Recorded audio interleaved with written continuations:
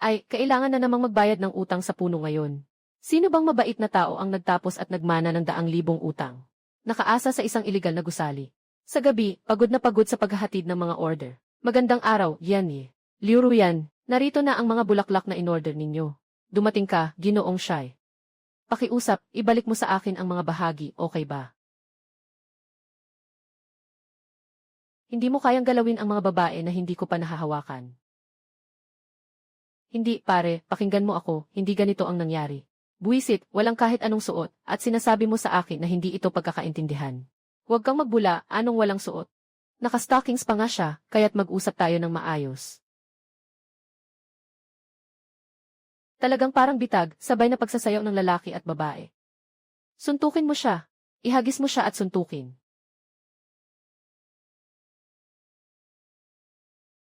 Alam mo, ikaw lang ang nagdadala ng bulaklak, siguro nalasing si Ian at nagkamali ng tao. Wala kang kinalaman dito. Isama mo na lang sa bayad sa ospital, nakatipid ka. Sige, pwede bang A-scan? Mister, hindi naman ito nakamamatay, di ba?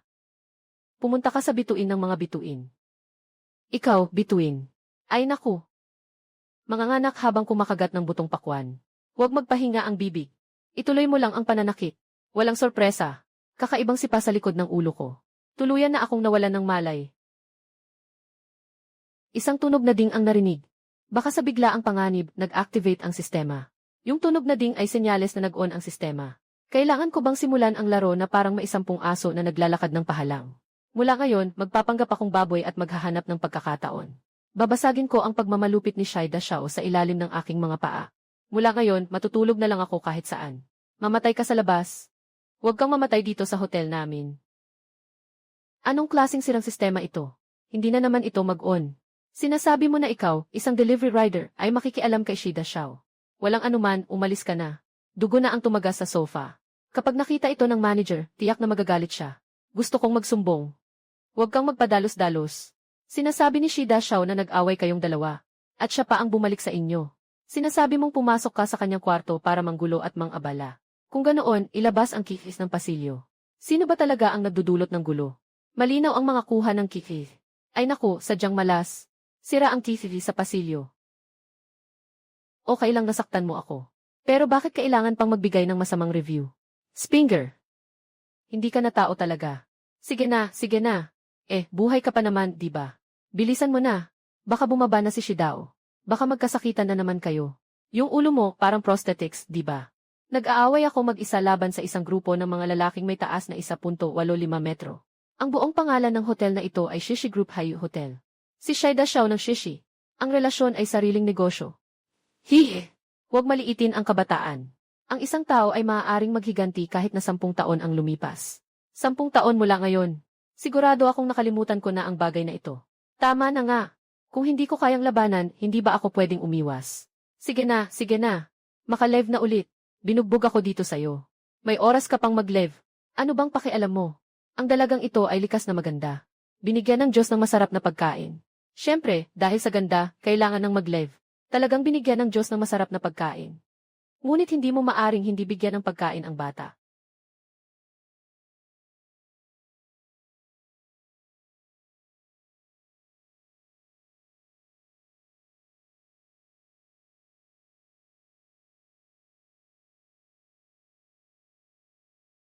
Ilang negatibong review na ito. Kaya mo ba talagang gawin ito? Ayaw ko na.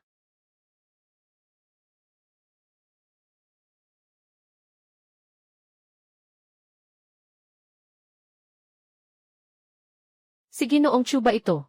Sa wakas ay natagpuan kita. Nasa sasakyan ang mga ari-arian ng iyong tiyuhin.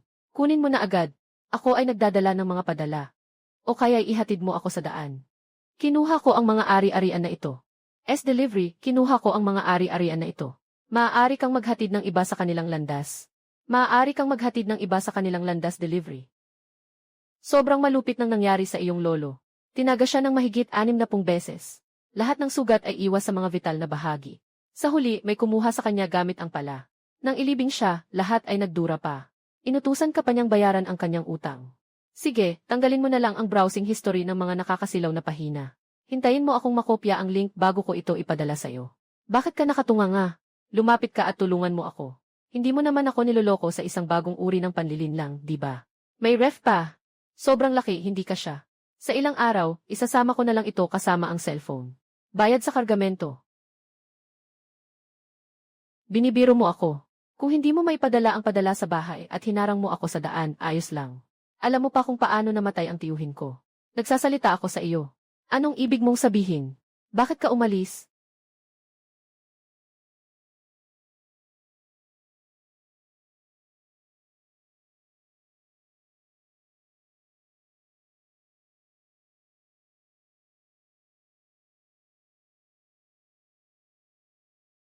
Sana hindi ito mga utang na bayarin. Sino ang gago na nag-iwan ng flashlight na nakabukas sa loob ng kahon? Bakit puro sirang libro? Anong kalokohan ito? Grabe ang sakit ni Tito. Anong klaseng bola ito? Mukhang pamilyar. Ikaw na ang napili. Labas ka na. 100,000 boltahe na malaking dilaw na kuneho.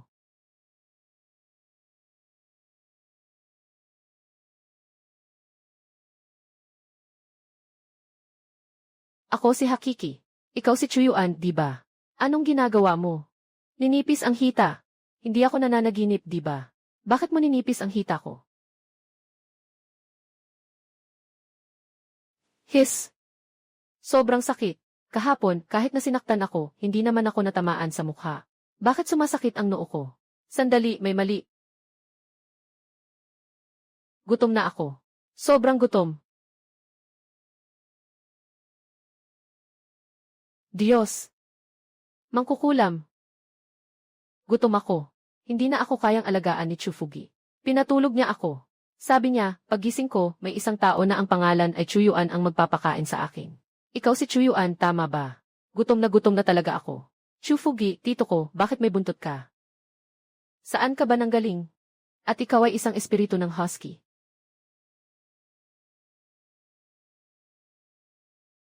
Ikaw ang espiritu ng husky. Ako ay isang lobo. Isang lobo na umuungol. Sabi mo ikaw ay lobo. Bakit ang apelyido mo ay Ha? Apelyido ko lang ang Ha. May siyam akong kuya. Ako si Lao Shai. Ang palayaw ko ay Kiki. Tawag sa akin ng matandang tao ay Hashiki. Hindi maganda. Mas mabuti pang tawagin akong Hakiki. Wala nang anuman sa bahay. Kailangan mong magluto ng kanin. Kailangan kong mag-report ng kaunti. Hintayin mo ako sandali. Paano gamitin? Hindi mo alam gamitin ang rice cooker. Kalahating tasa ng bigas, 1 tasa ng tubig. Ilagay mo lang dito. Gaano pa katagal? Baka nagkamali ka. Tulungan mo ako. Bilisan mo. Gutom na ako. Kailangan bang mag-order ng synthesis? Itong taong ito. Ano ang relasyon mo sa aking tiyuhin na si Chufugi? At bakit ka nasa loob ng isang bola? Paano ka nakapasok dito? Maaari mo bang ipakita sa akin para makita ko? Hindi maganda. Gutom na ako. Talagang gutom na ako. Carbon 12. Nagniningning na carbon 12. Kung hindi ako kakain, talagang magugutom ako. Pupunta ako para bumili ng pagkain ng aso para sa iyo. Hintayin mo ako. Hindi. Gusto ko ng carbon 12. Ano ba ang carbon 12?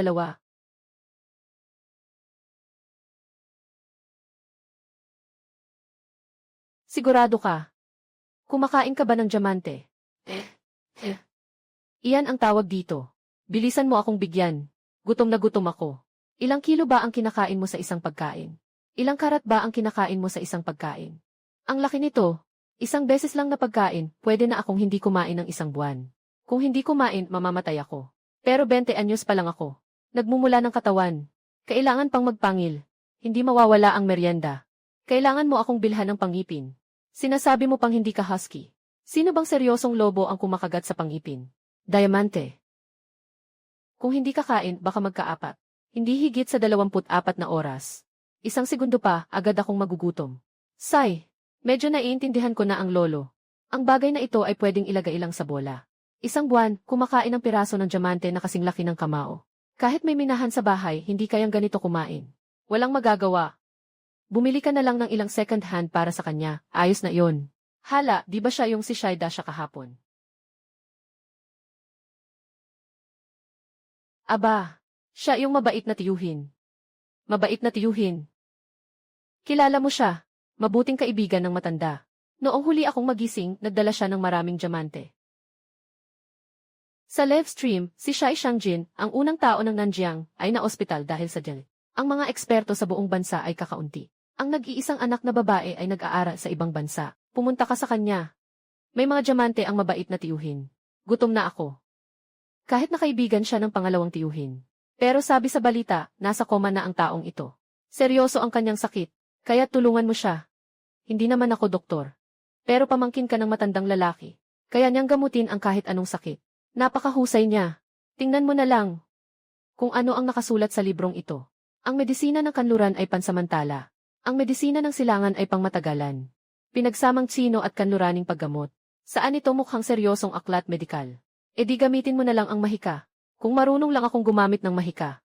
Kahapon, diretso kong puputulin ang bato ng tanga niyang si Spinger. Sasama ako sayo. Gusto kong kumain ng diamante. Marunong ka bang magmedikal? Hindi ko alam. Pero maaari akong maging nanay niya. Anong ibig sabihin nito? Hindi mo alam ang mga alamat ng Europa. Ako ay isang werewolf. Alam ko ito. Iinumin ang iyong dugo. O hayaan kang makagat ng isang kagat. Naging anak mo. Hindi naman. Ito ba ay hindi vampira? Anong kinalaman ng werewolf dito? Sige na, sige na. Isang buhay na husky ang nasa harapan. Nakikita at nahahawakan. Tungkol sa kaibigan ng Ginoo na pinakamayaman sa buong lungsod. May mga bagay pang dapat suriin. Tingnan muna natin kung may impormasyon tungkol sa species ni Hakiki sa libro. Oh, meron nga. Hashi lang. Napakalakas ng pinsala. Ipinakilala ito sa Kepler 22G noong panahon ng mass extinction. Bihira ang bilang nito. Kailangan ito ng carbon 12 bilang pagkain upang makakuha ng enerhiya. Sinasabing ito ay isang werewolf. Bakit ang nakalarawan ay isang husky na may 3 apoy sa ulo? Ay naku, huwag nang tumingin, tara na. Ang init. Mainit din ako. Ang upuan ay sobrang tigas. Hindi. Maaari ka bang tumahimik sandali? Sobrang malamig dito. Gusto kong sumakay sa sasakyang iyon. Huwag kang magulo, okay ba? Aling kabataan ang nakakita ng nakasakay sa Gevgi Pito series. Pero bata pa naman talaga ako. Baka mahirap ka lang. Dahil hindi ka sapat na nagsisikap. Nakapagpapatawa sa akin ang mga sinasabi mo. Buhay na ako ng ganito katagal. Nakakita na ako ng isang batang lalaki na hindi umaasa sa mga magulang. Walang utang. Sa sarili lang niyang pagsisikap, nakabili ng Gizesgi Pito series. Sa huli, nahatulan siya ng 8 taon.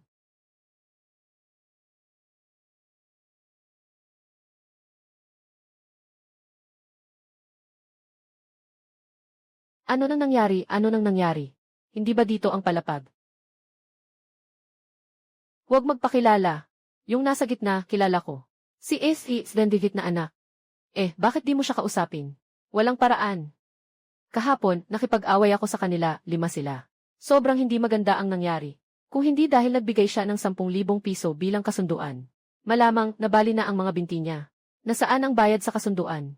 Pumunta tayo bumili ng diamante, okay ba? Ikaw yan. Ang galing ng pagkakataon. Anong ginagawa mo dito? Walang murahan. Nabaliw ka na. Sinasabihan ka niya. Ayos lang, ayos lang. Nahulog lang ako. Ang hirap mo namang buhay. May puso ka pang manigarilyo. Hindi naman ako masyadong nalululong. Hindi naman ako bumibili palagi. Huwag kang magsalita. Hayaan mo akong mag-isip ng kaunti. Nakakainis. Dapat sana ay tumulong.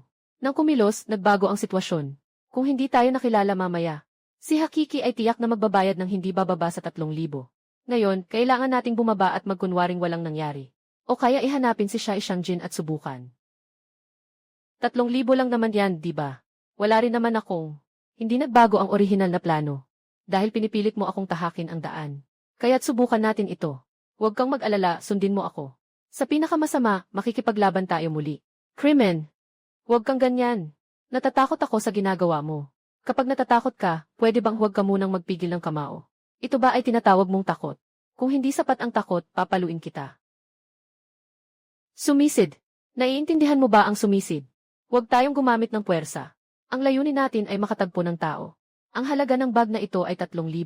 Kung gagamitin ang pang-apula ng apoy, isang hampas, baka 3 taon na ako. Pagsisid. Paano magsisid? Haha. Dito, eksperto ako. Sa usaping pagsisid, sobrang pamilyar ako dito. May kaalaman ako tungkol dito dahil nag-aral ako sa sistema ng Muhan.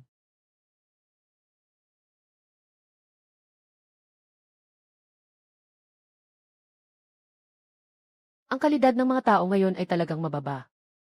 Alam mo ba ang magiging resulta ng ginagawa mo? 90,000. Alam mo ba ang tungkol sa pagsisiksik? Ibig sabihin, huwag hayaan ang iba na makaalam. Hindi ito para sa iyo na basta na lang manakit ng tao. Kung ganoon, lalabas ako at papatayin ang lahat. Wala namang makakapansin sa akin, di ba? Magmadali ka. Pag-usapan natin ang mga pangunahing punto ng pagsisiksik. Mamaya, lalabas ka at sumigaw sa harap ng elevator. Aakitin mo ang kanilang atensyon. Naiintindihan mo ba? Mingzi, Mingzi. Nakakainis ka talaga. Nag-aaral ako ng paglalakad ng palihim. Ituloy mo lang. Akin nang aakitin lahat ng mga bodyguard. Samantala, papasok ako sa kwarto ng pasyente para kausapin si Shai Shangjin. Hindi ka magaling makipag-usap. Paano kung hindi niya kilala ang ikalawang tiyuhin ko? Sabi ko nga, maling kwarto ang napasukan ko. Pagkatapos, magkita tayo sa registration sa unang palapag. Ano bang ginagawa ninyo? Nagyoyosi pa kayo sa loob. Dapat magtulungan tayo. Ikaw ang magpapansin tapos papasok ako sa kwarto. Magkita tayo sa unang palapag. Ikaw ang unang lalabas, kapag may ingay, saka ako pupunta. Okay. Go, go. Dapat maging maingat, maging maingat. Kung mabibigo ka, alam mo ba kung ano ang magiging resulta? Alam ko. Babalik sa nakaraang checkpoint. Anong checkpoint? Ito ang opisina ni Uncle Hat. Grand Theft Auto.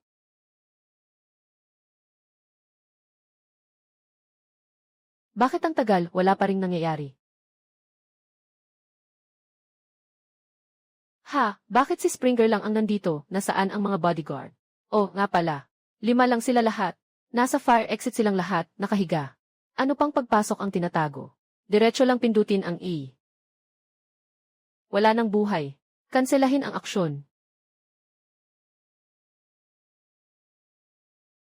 Ikaw iyon. Sasabihin ko na nagkamali ako ng daan. Umorder ba ako ng pagkain kanina? Sinabi kong walang surveillance. Sinabi mong ibato mo sa akin ang pera. Sinabi mong mag-away ang mga alalay mo sa akin. Huwag kang magalit. Kumain ka ng mansanas. Akala ko ang mga mayayaman ay nagdadala ng prutas kapag bumibisita. May dumating.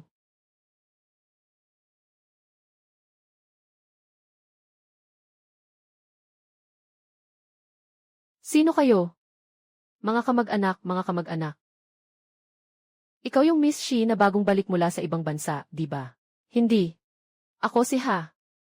Ibig sabihin ng dalaga ay, haha, tama ka. Oh, oh. Yung bagong balik mula sa ibang bansa ay may sense of humor. Ginoong Shai, ano ito? Pagod siya. Hindi siya nakatulog ng maayos kagabi. Tama nga pala, doktor. Kumusta na si Ginoong Shai? Matagumpay ang operasyon kagabi. Pero hindi nakikipagtulungan ang pasyente. Nananatili pa rin siyang walang malay. Ang ganitong kakaibang sakit ay hindi pa narinig sa loob o labas ng bansa. Kahit dalhin sa ibang ospital, walang mangyayari. Sa ngayon, pinag-aaralan pa ng ospital at ng grupo ng mga eksperto. Nagtanong ng may pag-aalinlangan, kung wala namang silbi, bakit gagawa pa ng operasyon sa gabi? Kung hindi gagawin ang operasyon, paano natin malalaman na walang epekto ang operasyon? Sige na, sige na. Ako ang kinatawa ni Ginoong Shi at ng pamilya Shai. Nagpapasalamat kami sa inyo at sa ospital.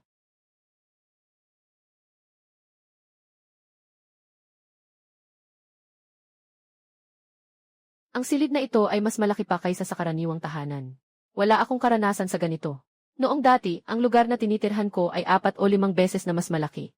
Nakakapagod ang mag-ayos dito. Ako ang katulong. Halika na. Agad na kumuha ng dugo para subukan siya. Ang malamig na hangin ay bumabalot sa malaking katawan ni Tiel. Ang Diyos ng kasunduan ang saksi rito. Ang lahi ng dugo ng hari ng lobo ay magpapatuloy gamit ang kanyang pinakamalinis na dugong esensya. Ang tagal mo nang nakatayo dyan. Gumalaw ka naman. Pero wala pa akong dugong esensya ngayon. Ano bang ibig sabihin ng dugong esensya? Kailan ba magkakaroon? Dugong esensya ng lobo. Bawat buwan, tanging sa mga araw ng kabilugan ng buwan lamang. Ang dugo sa loob ng katawan ay magigising at magiging purong dugo. Tara na. Umalis muna tayo sa lugar ng insidente. Hindi na natin siya maililigtas. Kung hindi tayo aalis, tayo na ang papasok dito. Hindi ko na makakain ang diamante. Gutom na ako. Gusto ko ng diamante. Ay naku, naalala ko na naman. Hindi kailangan ng purong dugo. May panganib lang. Baka magalit. Baka mabaliw. Baka mawalan ng bait. Napakaseryoso nito. Sige, umalis na tayo. Ngayon, hindi ko na kayang magdala ng kahit isang reklamo. Baka mabaliw siya. Pero tiyak na magugutom ako. Tingnan mo siya. Kung hindi tayo tutulong, mababalik din siya sa ganoong estado. Tama ba? Subukan mo nga. Ganito nga iyon. CJ, simulan mo na ang iyong palabas. Gawin mo na. Talaga namang napakabait mo, mahirap ka. Ate, sandali lang. Magpe-perform ka ba ng tradisyonal na sining ng hapon? Puputulin mo ba ang daliri mo? O tutusukin mo ang tiyan mo? Pwede ba itong daliri? Kanino ka nagtatanong? At saka, huwag mong itutok ang gitnang daliri mo sa akin, pwede ba? Sige, ito na lang. Naku po, nagising na si Springer. Bilisan mo. Anong nangyari sa kanya? Ang ganda ng kanyang core power. Agad siyang pigilin. Tulungan niyo na. Nakatama na siya sa ibang tao. Ihanda mo na. Hindi. Malapit na siyang 4. Hawakan mo siya. Kailangan kong pakainin siya ng dugo.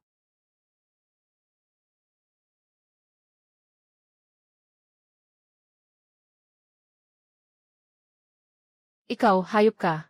Kung may lakas ka, lumapit ka sa akin. Sandali. Hindi ito tulad ng iniisip ninyo. Hakiki. Mabilis, ipaliwanag mo sa kanila. Tigas lang siya. Sugod, bugbugin siya. Walang gagalaw. Walang lalapit. Sino mang lalapit, papatayin ko si Ginoong Si. Isang salita lang. Hindi mo kayang gawin. Bihag. Bihag ko siya. Lahat kayo, umalis kayo. Kung hindi, papatayin ko siya. Hindi ako naniniwala. Isa ka lang utusan. Kung may lakas ka, saksakin mo ang tatay ko. Kung saksakin mo siya sa malaking ugat, maniniwala ako sa'yo. Naku! Ikaw ba ang anak niya? Hindi pa ba siya nalalabasan ng dugo? Isara mo na lang ang bibig mo. Lalong nagiging malabo ang paliwanag mo. Ay, ano bang hindi maliwanag dito? Wala namang mangyayari. Gusto lang naming buksan ang kanyang bibig. Buksan mo lang. Wala namang mangyayari sa kanya. Pakiusap, please. Huwag ka nang magsalita. Okay ba? Mabilis, i-report mo. Huwag siyang pilitin. Sa aking maraming taon ng karanasan, tiyak na ito ay isang pervert. Huwag siyang pasukin. Gamitin ang sofa o anuman para harangan ang pinto. Bilisan. Ate ha, pakiusap, tulungan mo na ang tao. Kung hindi siya maliligtas, kailangan tayong dalawa pumasok. Saan tayo pupunta? May pagkain ba?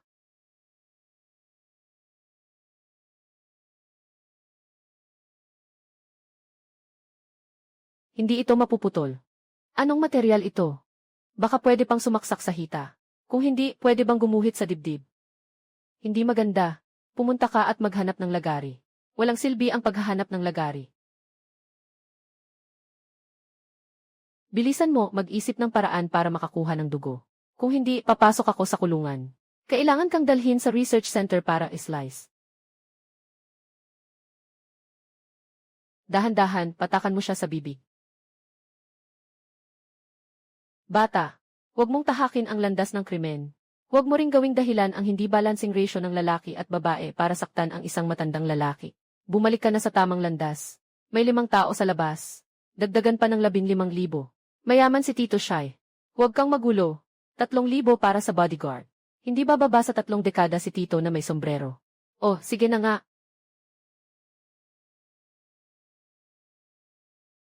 Umalis na ang lahat. Sabi daw ng mga nakakataas, ang Aviation Bureau na raw ang mamamahala. Pagkatapos nilang ay clear ang buong gusali, lahat ay kailangang lumikas pati mga pasyente at medical staff. Huwag mo akong biruin. Hindi naman kailangan ganito kalaki ang galawan, di ba? Ano ba talaga ang ginagawa ng Aviation Bureau? Hindi ba si Tito Hat ang dapat namamahala dito? Hindi ko alam. Gutom ako. Kailan siya magigising? Ako.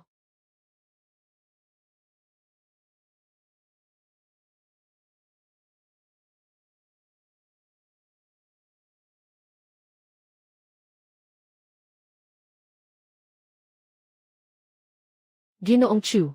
Maaari ba tayong mag-usap? Ang pangalan ko ay Hiking Yun. Alam ko na si Ginoong Chu ay isang karaniwang tao lamang. Huwag kang magalit. Makinig ka sa akin ng mahinahon. Alam kong hindi mo maintindihan ang nangyayari ngayon. Pero pinapangako ko. Pagkalipas ng 20 minuto, babalik ka sa dati mong buhay. Sundin mo ang sasabihin ko. Pwede ba? Itutok kay Shai Shangjin. Isang bala sa sentido, isang bala sa gitna ng noo, isang bala sa puso. 3 bala lahat. Ikaw ba ay seryosong tiyo na may sombrero? Akala ko ang pinakamabilis na mag-rescue ng hostage ay ang matandang Ruso. Ginagawa ang hostage na parang salarin. Mas malupit ka. Diretso mong pinapatay ang hostage ng salarin. Ano ba talaga ang ginagawa ninyo sa hostage? Buhay pa ang mga hostages. Nandito kami para iligtas ang tao. Para iligtas ang mas maraming tao. At iligtas din kayo. Ikaw ba si Tito Hat? Ako ay isang albularyo. Laging may dalang albularyo. Ako ay albularyo. Minsan kailangan din ng pisikal na pagsugpo sa mga multo. Makatwiran lang na may dalang baril, di ba? Makatwiran ka dyan, parang ikaw ay isang bata. Akala mo ba 3 taong gulang ako? Kamusta? Mag-ulat tayo. Isang E-class na target. 2 karaniwang tao. Hindi normal ang isip. Normal ako. Ako lang ang normal. CJ. Ginoong Chu, pakiusap, makinig ka sa akin. Ako ay eksperto, may karanasan ako. Sundin mo ang sinasabi ko, okay ba? Bakit tayo nagpadala ng armado na helikopter para bisitahin ang pasyente? At saka, pwede naman kayong pumasok. Bakit hindi kayo pumasok? Sino ba talaga kayo? Sabi ko na, isa akong taoista. Propesyonal sa paghawak ng ganitong mga kaso. Hindi siya mukhang taoista. Bakit ang ganda ng itsura ng albularyo? Sobra naman ang iyong papuri, Ginoo. Tama, ako ay albularyo. Sige, tanungin kita, kaya bang maglakad ng pahalang ng 8 aso ang albularyo? At saka, mas gusto mo ba si tatay o si nanay? Anong kabaliwan to? Isang tao na hindi marunong gumamit ng rice cooker. Alam pa ang tungkol sa Grand Theft Auto.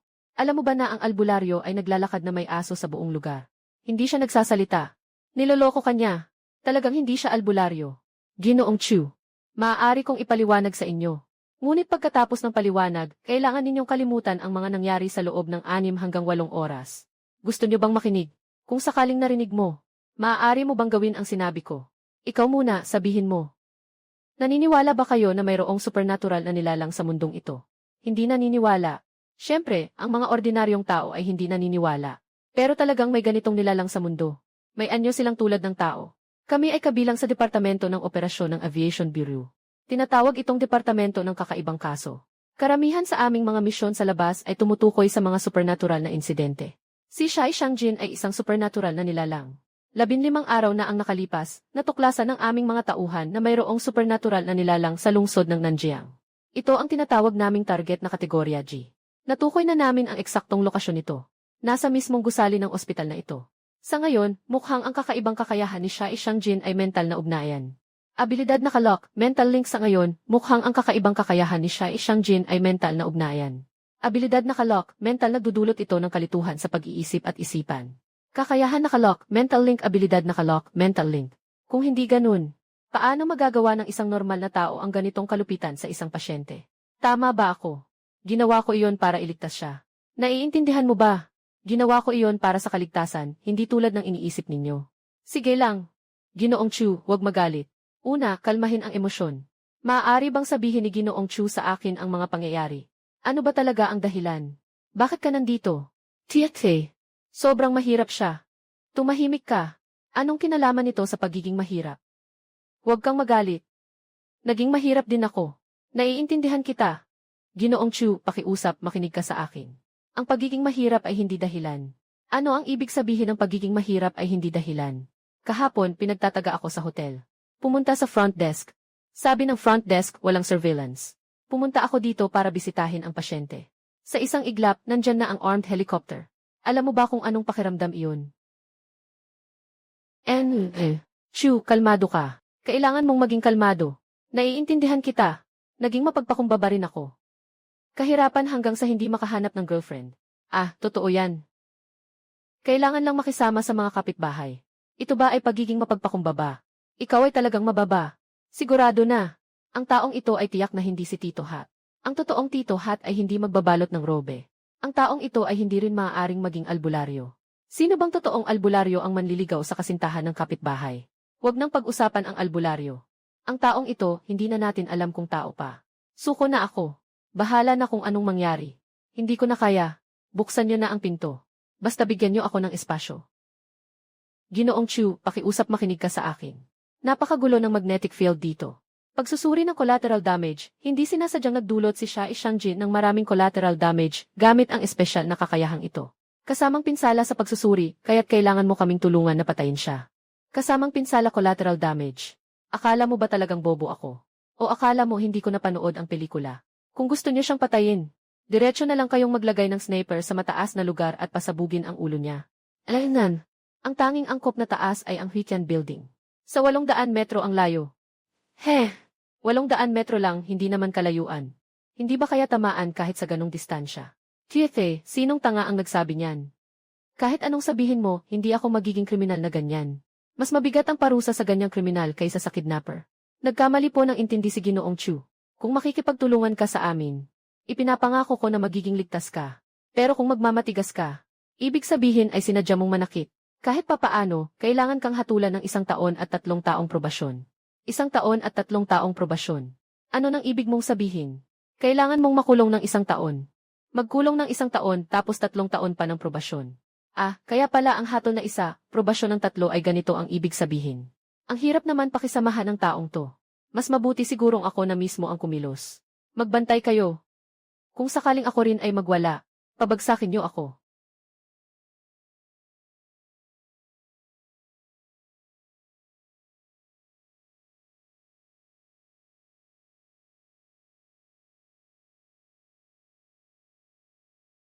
Huwag kang magulo. Ang kati. Sige, tutusukin din kita. Oy! May dagdag na namang bihag. Si Kapitan He. Si Kapitan He ang dinukot. Palitan ng totoong bala. Anong nangyari sa kanya?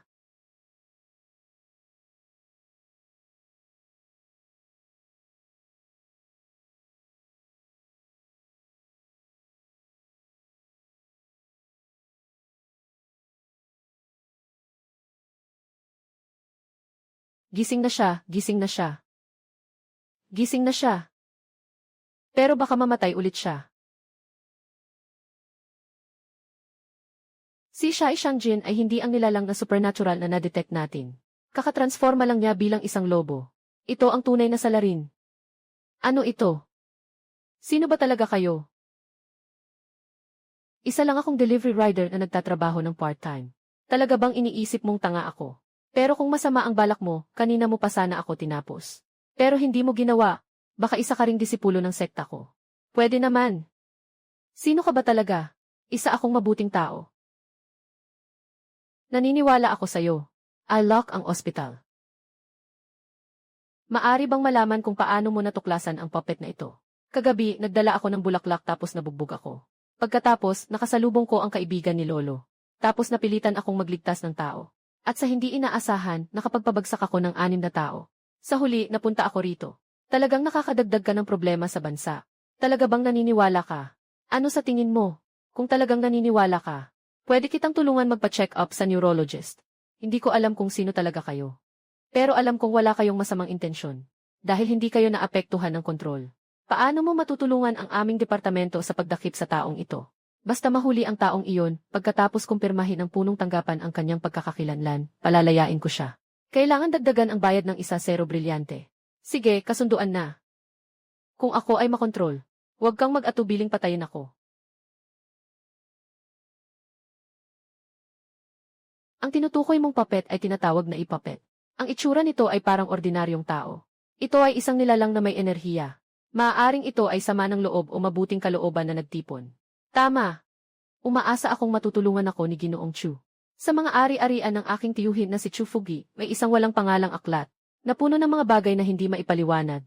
Ang unang pahina ay naglalaman ng tungkol sa ikwi, na nakasaad bilang nilalang na may enerhiya. Kailangan ng mga carbon-based na nilalang bilang daluyan. Totoo nga, akala ko ay isang mataas na uri ng pag-aaklas ng espiritu. Kung talagang umiiral ang mga puppets, nariyan din kaya ang iba pang mga magulong nilalang sa libro. Ano ba talaga ang ginagawa ng ikalawang tiyuhin? Talagang nandyan pa siya. Habang papalapit sa puppet, lalong nagiging balisa ang isip. Ito ang dahilan kung bakit ako naniniwala sa inyong dalawa. Tanging ang mga taong may malinis at mabuting puso lamang ang hindi kayang kontrolin ng puppet. Gutom ako. Hindi na ako makalakad. Ay, sa huli, naapektuhan pa rin siya. Hindi siya naapektuhan. Gutom ka rin. Hindi ko na kaya. Ang natitira ay si Ginoong Tuna.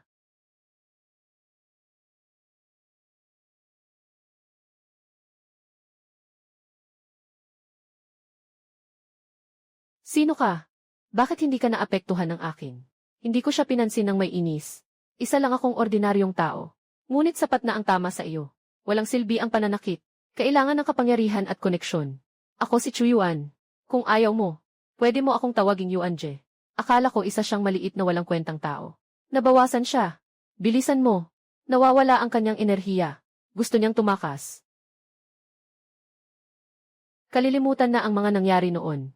Tingnan mo ako.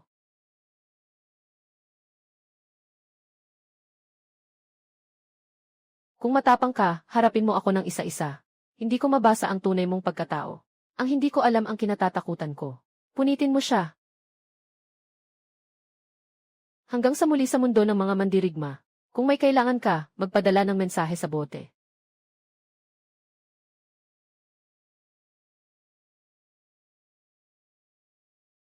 Bumalik tayo para iligtas si Hiking Yun. Mabuting tao siya, masama ang puppet na iyon.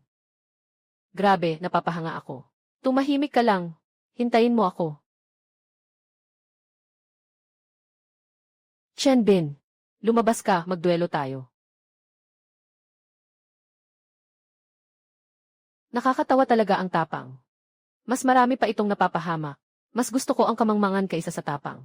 Sigurado akong hindi mo alam kung anong klaseng nilalang ako. Isa kang tanga. Ibigay mo sa akin ang taong iyon. Aalis na ako agad. Sa mga salitang tao. Ikaw ay isang troll, di ba? Tama ka. Sa harap ng baril, pantay-pantay ang lahat. Sasabihin ko ito sa huling pagkakataon. Pakawalan mo ang tao. Kung hindi, maghahasik ako ng kaguluhan. Ginoong Chu.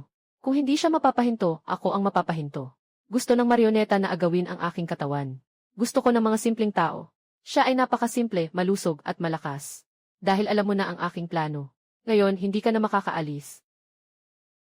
Huwag ka nang magpanggap dito, okay? Akala mo ba hindi ko nakita ang remote ng electronic door sa kamay mo? Binibilang ko. Kapag hindi mo siya pinakawalan, talagang bumaril ako. Laging napaka-idiot ng sangkatauhan, durugin siya.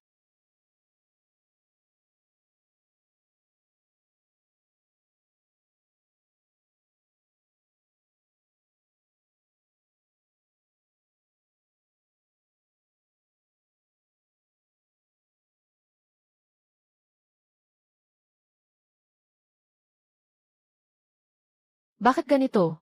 Bakit nawala ng pagsabay? Anong nangyari? Wala ng kuryente.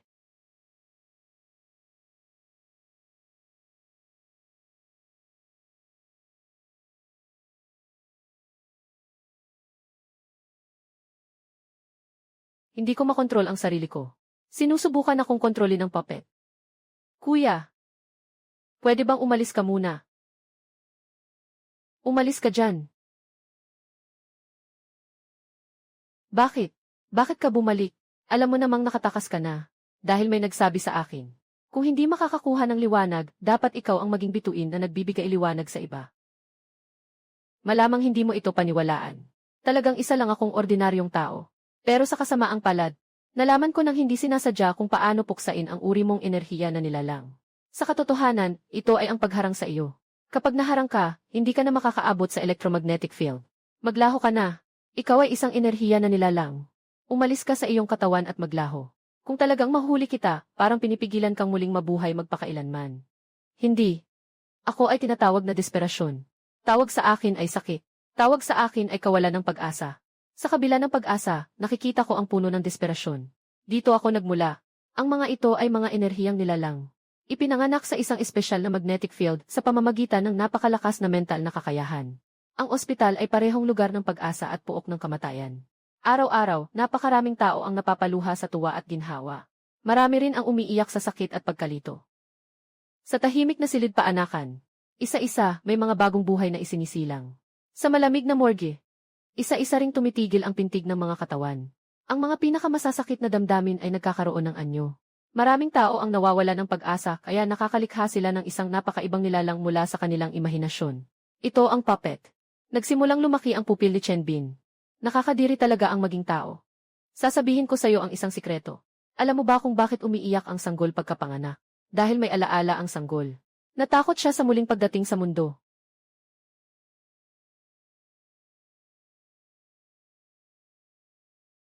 Hindi ko na malayang pinikit ko ang aking mga mata.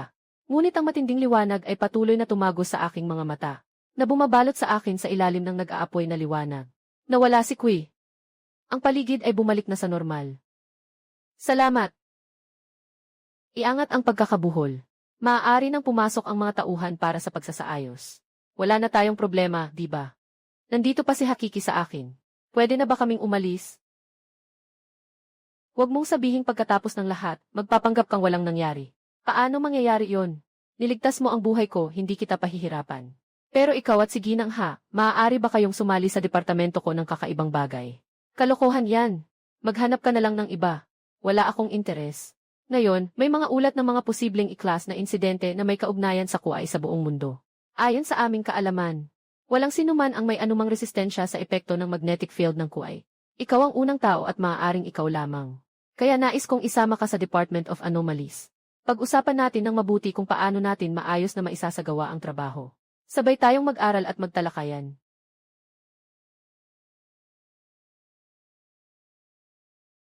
Biglang makita ang ibang tao na nag-aaway. Wala itong kinalaman sa iyo. Wala itong kinalaman sa akin. Ang pangalan mo ay Hiking yun, di ba? Kung may kailangan, makipag-ugnayan ka sa pamamagitan ng message in a bottle. Paano mo nalaman ang pangalan ko? Hindi ba't obvious yon? Tama ang sinabi mo kanina. Sino ang tinatanong mo? Hindi ba't sinabi mong ang pangalan mo ay Hiking yun? Tawagin ang isang tao. Mabilis sa kwarto 4.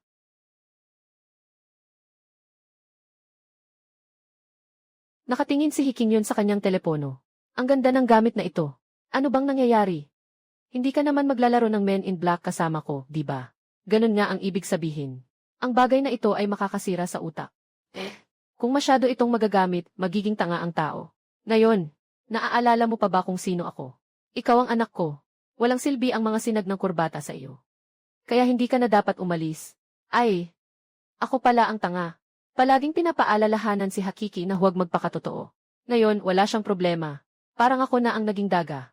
Baka ikaw na ang nasa likod ng lahat ng ito. Ganoon pala. Hindi nakakapagtaka na hindi ka naapektuhan. Ang maliit na utak ay maaaring mag-regulate ng balanse ng katawan. Tulad ng mga kalamnan na may tensyon.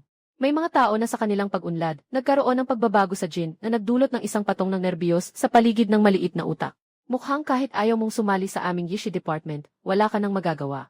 Ang mga katulad mong kakaibang tao ay talagang hinahanap ng Yishi Department. Isang napakahalagang talento. Kahit ano paman, naranasan na niya ang ikatlong uri ng insidente. Kailangan pa rin niyang bumalik sa headquarters para mag-imbestiga. Kung hindi niya maalis ang alaala, at least dapat siyang pumirma ng kasunduan sa pagiging lihim. Sige, pipirma na rin ako. Hindi lang naapektuhan si Shi Shangji ng mga alinggawngaw. Naging sanhi pa ito ng kakaibang pagbabago. Dala natin siya pabalik sa headquarters. Nasaan ang babaeng werewolf? Bumalik tayo sa headquarters. Alam mo na ang kanyang pagkatao noon pa. Sa simula, hindi ko alam. Nagsimula akong magduda pagkatapos ng pagbabago ni Shi Shangjin. Walang karaniwang tao ang may ganitong lakas. Naisip ko ang sinabi mo noon na para sa pagtulong. Kaya't nakumpirma ko na ito ay halos tiyak. Huwag mag-alala. Mabait ang aswang na babae. Hindi namin siya sasaktan. Sa ngalan ng 3 purong dao, wala akong sinasabi na kasinungalingan. Nasa fire exit siya. Nahulog na sa gutom. Dalhin na lang siya pabalik. Babalik kami sa iyo. Nanghihina na siya sa gutom. Paano mo siya papagutomin? Kumakain siya ng mga diamante. Hindi nakapagtataka na sinasabi niyang pobre ka. Mukhang talagang pobre ka. May tao, dalhin ang nawawalang babae sa fire exit. Tandaan, babae siya. Hindi mo ako lolokohin, di ba? Huwag mong kalimutan na ako ang nagligtas sa buhay mo kanina. Kung papayag ako, sinasabi ko na kung papayag ako, makakapagtrabaho ba talaga ako sa inyong opisina? Pero wala akong espesyalidad. Pwede. Dahil sa hindi ka naapektuhan ng magnetic field ng mga puppet, makakakuha ka ng pwesto sa Department of Anomalies. Maliban sa mga insidente ng puppet, sa iba pang 3 uri ng mga kaganapan, kailangan mo lang maghintay. Sa mga araw na walang labanan, magkakaroon ka ng ilang pagsasanay sa pisikal na kakayahan at paggamit ng armas. Hindi ba ito masyadong bata? Bilang isang ordinaryong tao na kaya mong talunin ang isang enerhiya na nilalang. May kasama ka pang isang babaeng werewolf. Hindi ba ito masyadong bata? Huwag mag-alala. Para sa isang taong may espesyal na kakayahan tulad mo. Kahit isa ka mang walang silbi, pero kaya mong hindi maapektuhan ng mga puppet. Aanyayahan ka ng departamento ng kakaibang bagay bilang tagapayo. Ang puppet para sa inyo. Mahirap ba itong hawakan? Tama. Huling beses akong nakakita ng puppet ay noong huling pagkakataon. Sinubukan nitong sakupin ang buong mundo. Ang puppet ay sumanib sa katawan ng isang artista. May matinding ambisyon at nagbanta na sakupin ang buong mundo. Pinilit ang lahat ng tao sa mundo na magtrabaho para sa kanya. Kinakailangang magtrabaho ng 8 oras bawat araw. Tanging Sabado at Linggo lang ang pahinga. Bagaman dumaan sa maraming pagsubok ang departamento ng kakaibang pangyayari. Sa huli, nagawa nilang talunin ito at napawi ang puppet. Maaari ba akong magtanong? Hindi naman kayo mga kontrabida, di ba? Anong klaseng tanong yan? Siyempre, kami ay mga makabayan. Talaga namang nakakaawa. Paghahari sa buong mundo, pinapagawa ang tao ng 12 oras. Kasama na ang pagkain at tirahan. At sa huli, kayo pa ang nagpasama sa kanya. Sino ba talaga ang kontrabida? Isa kang lider sa inyong opisina, di ba? Nakikita kong sumusunod sa iyo ang mga armadong lalaki. Ang bata mo pa pero lider ka na. Ako si Hiking yun, namumuno sa grupo ng labanan ng dibisyon ng kakaibang gawain at umaasa ako sa 3 bagay. Sapat ang tapang, may malasakit at maraming boyfriend. Niloloko mo ba ako? Kanina sa ospital kung hindi dahil sa akin. Matagal ka nang sinapian ng puppet na iyon. Alam ba ng mga magulang mo na napaka-walang utang na loob mo? Ginoong Chu, mangyaring huwag mag-alala. Nasugatan ang isip ni Ginoong He habang nasa field duty. Kailangan ng ilang pagsusuri. Babalik siya kapag natapos na. Bago iyon, sana ay makasagot ka ng tapat sa mga tanong ko. Sasagutin mo ang mga tanong mo. Sabihin mo ang apelyido ni He. Kung tunay siyang lalaki, huwag niyang sasaktan si Hakiki. Kung hindi, kahit patay na ako, hindi ko kayo palalampasin. Ako si Tina Oriental, pinuno ng Strategic Defense Group. Tulad ng nakikita mo, sa mundong ito, hindi lang mga lobo ang mga mataas na uri ng nilalang na may katalinuhan. Maaari mong isipin na isa akong kalahating duwende. Sa isang banda, pareho tayong uri. Hindi siya makakaranas ng anumang hindi makatarungang pagtrato. Umupo ka, please. Ayon sa proseso, kailangan kitang tanungin ng ilang katanungan.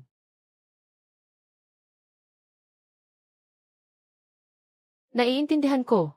Salamat sa pakikipagtulungan mo, Ginoong Chu. Talagang marami ng karanasan ang espesyal na ahensya. Kahit ang ganitong hindi ka panipaniwala, pinaniniwalaan nila. Napakahusay ng mga pamamaraan nila. Walang katotohanan ang batang ito sa kanyang sinasabi. Huwag mo akong pilitin. Kanina sa ospital, halos napuno ng inyo si Team He. 10 tao ang pinabagsak ko at pinasabog ang puppet na iyon. Kung sakaling may mangyari sa akin, baka makuha ko sa inyo ang 2 kalahating bahay ngayon. Ayaw ng malambot, gusto ang matigas. Ilagay ang kagamitan sa kanya. Ano ang ginagawa ninyo? Hindi ba't nagtatanong lang kayo ng impormasyon? Bakit kayo humahawak? Tawagin ang malaking kuneho gamit ang pokbola. Hindi ito mapagkakatiwalaan. Kung ganoon, gawin na natin ang paraan. Sandali, Tina. Ikaw ay inalagaan ng mga lobo at tigre sa loob ng 25 taon bago ka sumali sa kakaibang departamento.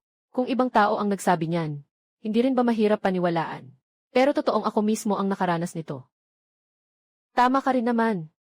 Tiis lang. Hindi naman masakit. Masasanay ka rin. Basta makalabas akong buhay ngayon, siguradong ilalantad ko ang mga hayop na to na umaabuso ng kapangyarihan. Tatanungin ulit kita, paano kayo nagkakilala ni Emmett? Ha? Kung kaya mo, gawin mong 4.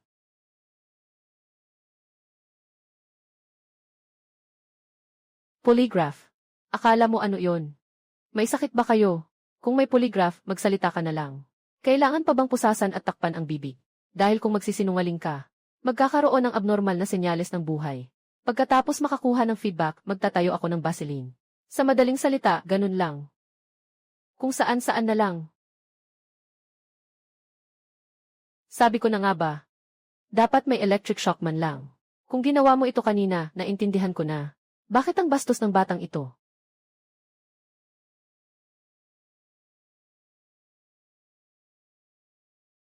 Maaari ba kayong magtanong ng seryosong bagay? Ulitin ko, paano mo nakilala si Kenji? Ha, tungkol sa iyong hindi pag-apekto ng magnetic field. Alam mo ba talaga kung ano ang nangyayari? Kahit ulitin ng 100 beses, ganito pa rin. Kahapon, pumunta ako sa Hayu Hotel para maghatid ng bulaklak. Nang kumatok ako sa pinto ng suite, isang napakagandang babae. Sino ang niloloko mo? At ano ngayon? Yung babae ba ay yakap-yakap ka na at handa ng gumastos? Hindi mo na kayang tumanggi. Paano mo nalaman? Bakit hindi mo sabihin na yung babae ay walang suot? Baka nakasapatos lang ng stocking. Ang batang ito ay talagang mapalad sa pag-ibig.